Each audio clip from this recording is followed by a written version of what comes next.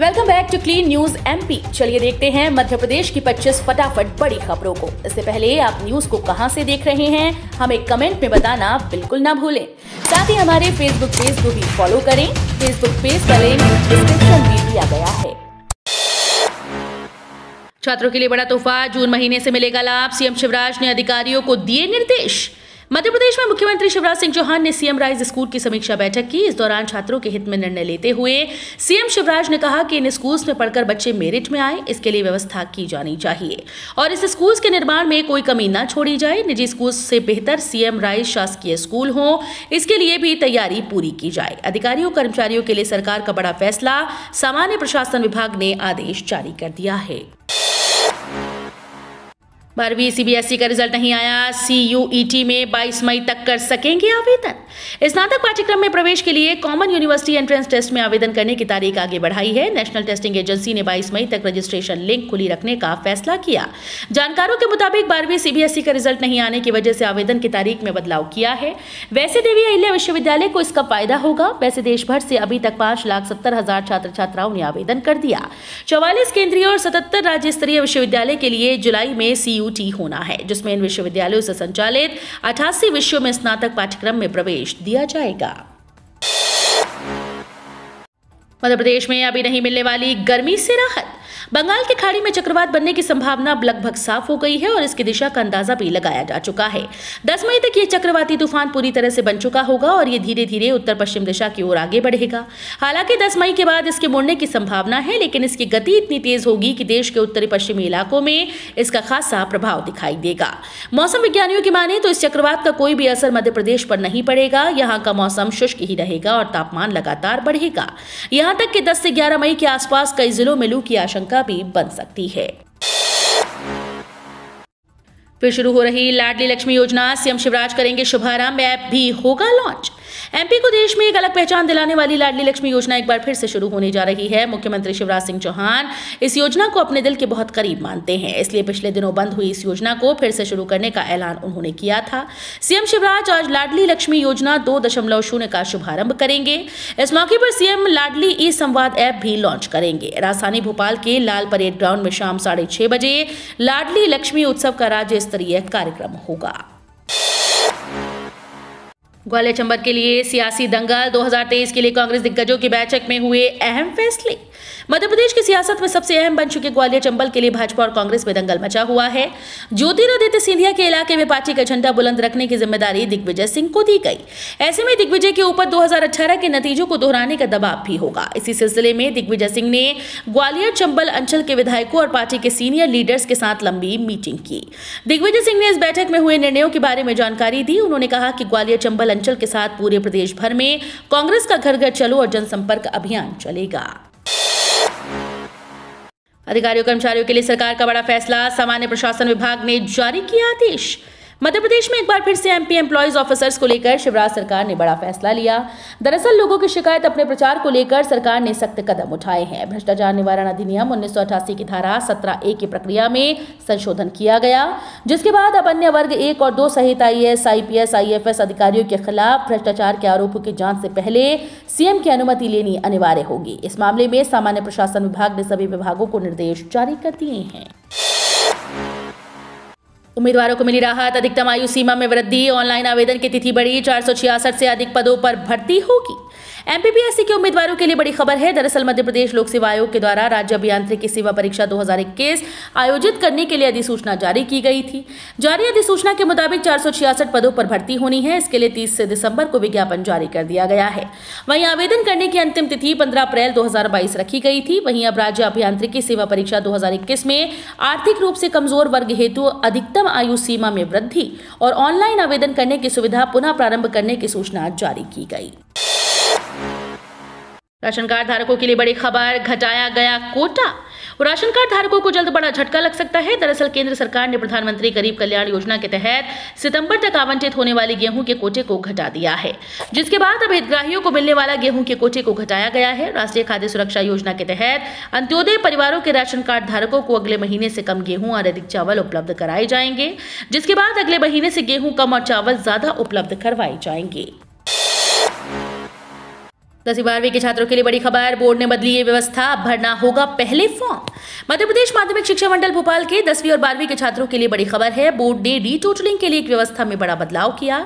इसके तहत परीक्षा कॉपी की छाया प्रति लेने के लिए छात्रों को पहले रीटोटलिंग का फॉर्म भरना होगा। इसके बाद ही छात्रों को परीक्षा की कॉपी दी जाएगी। दरअसल हाल में बोर्ड द्वारा 10वीं 12वीं के नतीजे ऑफिशियल वेबसाइट पर जारी किए गए। जो छात्र छात्राएं अपने परिणाम से संतुष्ट नहीं, वे रीटोटलिंग और उत्तर पुस्तिका के लिए 13 मई तक ऑनलाइन आवेदन कर सकते हैं।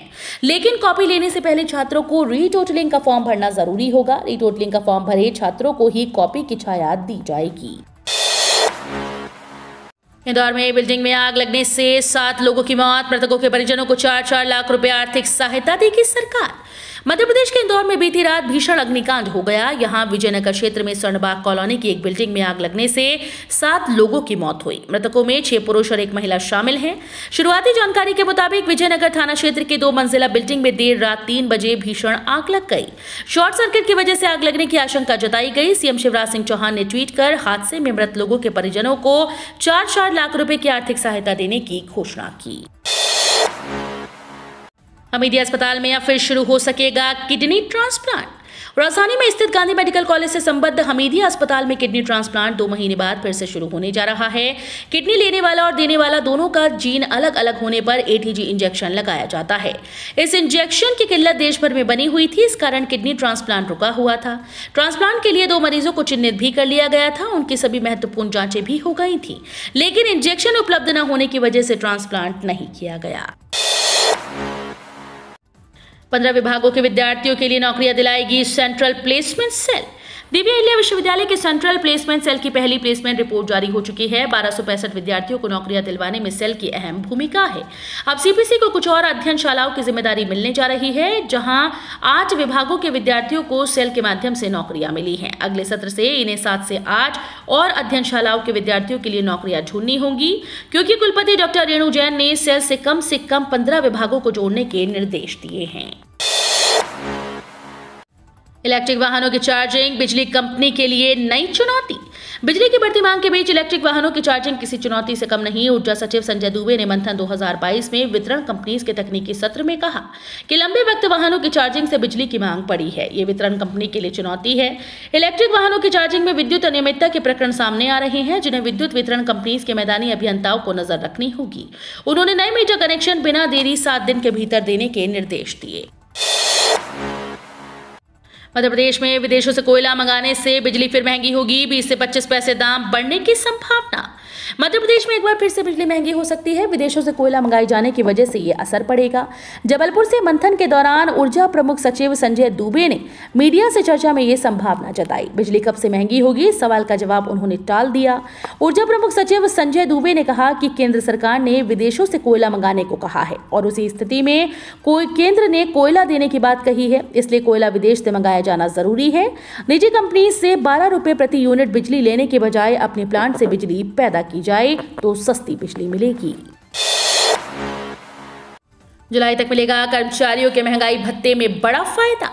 मोदी सरकार ने 7वें वेतन आयोग के कर्मचारियों के लिए महंगाई भत्ते में 3% की बढ़त कर दी है। इसके साथ ही 6ठे वेतन आयोग सीपीएससीज में कर्मचारियों को भी वित्त मंत्रालय ने बड़ा तोहफा दिया है।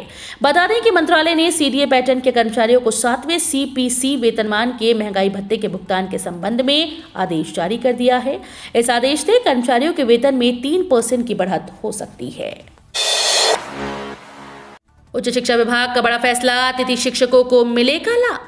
मध्य प्रदेश उच्च शिक्षा विभाग द्वारा गाइडलाइन जारी की गई है। दरअसल महाविद्यालय, एमपी कॉलेज, अतिथि विद्वानों के कार्य दिवस और अनुपस्थिति को लेकर अब विभाग ने सख्त रुख अपनाया है। दरअसल 17 दिसंबर 2019 के आदेश का हवाला देते हुए विभाग ने प्राचार्य को स्पष्ट निर्देश दिए हैं। निर्देश के समाप्त नहीं की जा सकती। उच्च शिक्षा विभाग ने आदेश जारी करते हुए सभी प्राचार्यों को दिशा निर्देश दिए। वहीं जारी हुई गाइडलाइन के मुताबिक यदि कोई अतिथि विद्वान किसी भी कारण विद्यालय में अनुपस्थित है, उससे सवाल जवाब किए जा सकते हैं, लेकिन अतिथि विद्वानों को भी अपना पक्ष रखने की छूट दी जानी चाहिए। केंद्रीय बैंकों के आक्रामक रुख से दबाव में सोने और चांदी के भाव में निचले स्तरों पर कुछ सुधार देखा गया, लेकिन लगातार तीसरे सप्ताह कीमती धातुएं गिरावट की राह पर हैं। अमेरिकी डॉलर और ट्रेजरी यील्ड दोनों अमेरिकी फेडरल रिजर्व के आक्रामक रुख पर मजबूत बने हुए हैं। कॉमेक्स वायदा में सोना $1850 के निचले स्तरों को छूकर $1880 पर कारोबार करता रहा, जबकि कॉमेक्स वायदा चांदी में भी कीमतों में गिरावट के बाद भाव 2250 सेंट पर रहे। किसान जल्द करने काम, वरना नहीं मिलेगी किसान सम्मान निधि की 11वीं किस्त। केंद्र सरकार देश के किसानों के अकाउंट में प्रधानमंत्री किसान सम्मान निधि योजना के तहत 6,000 रुपए सालाना ट्रांसफर करती है। पीएम किसान योजना के तहत अब तक किसानों के खाते में 10 किस्त आ चुकी हैं, जबकि 11वीं किस्त भी जल्द ही किसानों के अकाउंट में आने वाली है। लेकिन ये जानना जरूरी है कि अगर उन्होंने अब तक अपना KYC पूरा नहीं किया है तो उन्हें उनकी 11वीं किस्त नहीं मिलेगी। कोरोना को लेकर स्वास्थ्य विभाग बेफिक्र। कोरोना के मरीज फिर से मिलने शुरू हो गए हैं। ग्वालियर और मुरैना में कोविड मरीज सामने आ रहे हैं। इसके बावजूद स्वास्थ्य विभाग बेफिक्र नजर आ रहा है। हालात ये हैं कि जिला अस्पताल में सैंपलिंग तक नहीं हो रही। ऐसे में खतरा बढ़ सकता है। वहीं मामला सामने आने के बाद अब विभागीय अफसर सैंपलिंग शुरू कराए जाने की बात कह रहे हैं। प्रदेश सहित ग्वालियर में कोरोना के नए मरीज बढ़ रहे हैं। डॉक्टर भी कोरोना संक्रमण को देखते हुए सभी को एहतियात रखने की सलाह दे रहे हैं। फेस मास्क लगाकर रखने को कह रहे हैं। वहीं भीड़भाड़ वाले इलाकों में जान से परहेज रखने की भी सलाह दी जा रही है। कोई भी लक्षण आने पर कोविड जांच कराने की बात कही जा रही है। कांग्रेस के संगठन चुनाव 15 से होंगे शुरू। 26 लाख कार्यकर्ता करेंगे मतदान। मध्य प्रदेश कांग्रेस भी अगले साल होने वाले विधानसभा चुनाव की तैयारी में पूरी तरह से जुट गई। चुनाव में बूथ स्तर तक बेहतर प्रबंधन के लिए कांग्रेस ने संगठन चुनाव की प्रक्रिया पूरी कर दी है। पहले चरण में 15 से 28 मई तक प्राथमिक बूथ समितियों के चुनाव कराए जाएंगे। ये जानकारी पार्टी के संगठनात्मक चुनाव के लिए नियुक्त प्रदेश निर्वाचन अधिकारी और पूर्व सांसद रामचंद्र खुटिया ने दी। उन्होंने बताया कि इन चुनाव के लिए सदस्यता सूची का प्रकाशन जल्द किया जाएगा। इससे पहले खुटिया ने जिला निर्वाचन अधिकारियों को चुनाव कार्य का प्रशिक्षण दिया। चुनाव में 28,07,000 सदस्य मतदान करेंगे। कक्षा 1 में एडमिशन पर अपडेट। 10 मई को जारी होगी तीसरी लिस्ट। पहली कक्षा में एडमिशन के लिए केंद्रीय विद्यालय संगठन ने 6 मई को दूसरी लिस्ट जारी कर दी है। छात्रों के अभिभावक केंद्रीय विद्यालय संगठन की आधिकारिक वेबसाइट kvsangathan.nic.in पर जाकर लॉगिन कर लिस्ट देख सकते हैं। अब 10 मई को तीसरी लिस्ट जारी होगी। जिन छात्रों का नाम दूसरी लिस्ट में नहीं आ पाया वो तीसरी लिस्ट में चेक कर सकते हैं। इसके बाद 16 और 17 मई 2022 को KVS की ओर से एडमिशन के लिए चयनित उम्मीदवारों की अंतरिम सूची भी जारी की जाएगी।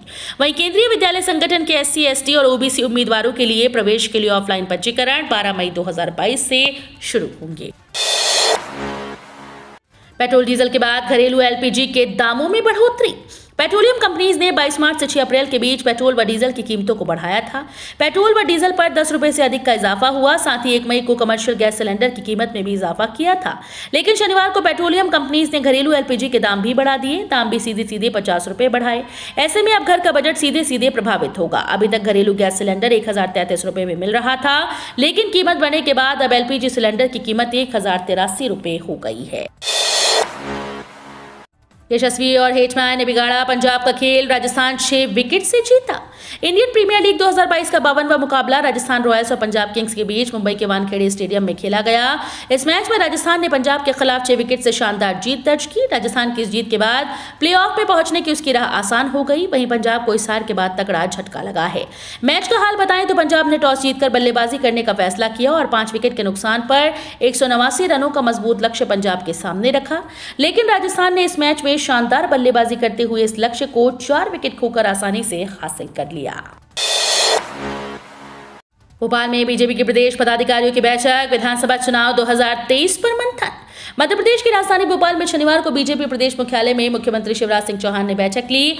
इस बैठक में सीएम के साथ प्रदेश अध्यक्ष VD शर्मा, संगठन महामंत्री हितानंद शर्मा और प्रदेश प्रभारी मुरलीधर राव भी मौजूद रहे। वहीं भाजपा के सभी प्रकोष्ठ और मोर्चा के पदाधिकारी और सदस्य भी बैठक में शामिल हुए।